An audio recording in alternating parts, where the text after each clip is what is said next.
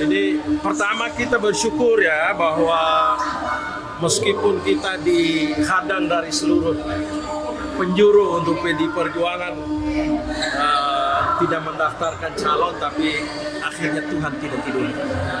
Jadi kita semua mendaftarkan di seluruh Indonesia, dan pada kader dan simpatisan PDI Perjuangan, bahkan seluruh masyarakat di Sulawesi Selatan, saya kira Pak calon gubernur kita jelas trik rekornya selama memimpin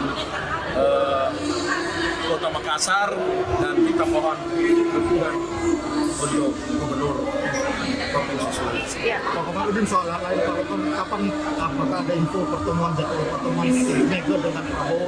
Itu urusan nasional, nanti kita bicara di nasional. Kali ini kita bicara urusan pilkada dulu, pilkada Sulawesi Selatan saja.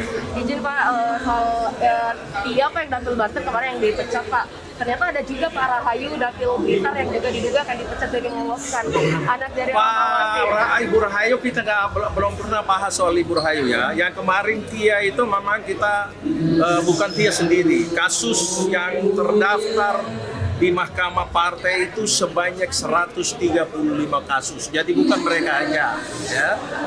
Bukan mereka berdua saja, bukan Rahmat Tia sama Ibu Tia sama Pak Rahmat Untoyo saja, tetapi ada 135 kasus di seluruh Indonesia.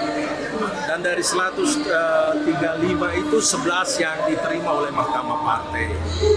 Dan setelah Mahkamah Partai melakukan sidang-sidang, 11 yang diterima itu dua dari yang diterima 11 itu adalah Ibu Rahmat sama Pak Rahmat Handoyo. Oke. Jadi itulah kita, jadi prosesnya begini, kita setelah Mahkamah Konstitusi memutuskan bahwa ada pelanggaran, maka mereka diberi pilihan dua hal.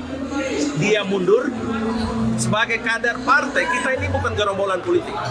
Kita ini organisasi politik yang punya aturan-aturan main yang harus ditaati oleh setiap kader dari Sabang sampai Merauke. Nah, kalau buat pelanggaran maka ada dua cara. Dia mengundurkan secara sadar. Kan kalau orang buat pelanggaran kan harus mengundurkan atau diberi sanksi. Saya yang baca putusannya.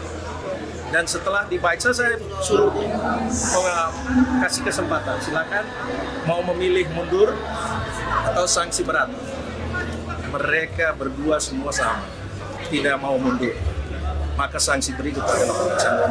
Dan saya dengar baca berita, Tia sudah juga di PT Pengadilan Negeri Jakarta Pusat. Ya silakan, tidak semua orang punya hak untuk mencarikan itu. Jadi kita mesti.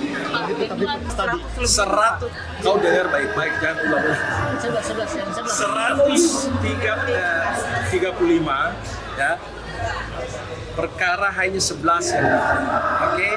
Yang lain itu tidak ada berita karena memang mereka taat aturan, oke? Karena kalau dua Pak Rahmat maupun Ibu Tia, ya mereka punya hak. Kita kan kasih tawaran. Sekali lagi saya sampaikan, ya, partai ini bukan gerombolan politik, ini organisasi politik yang punya aturan main ditaati oleh semua orang berorganisasi.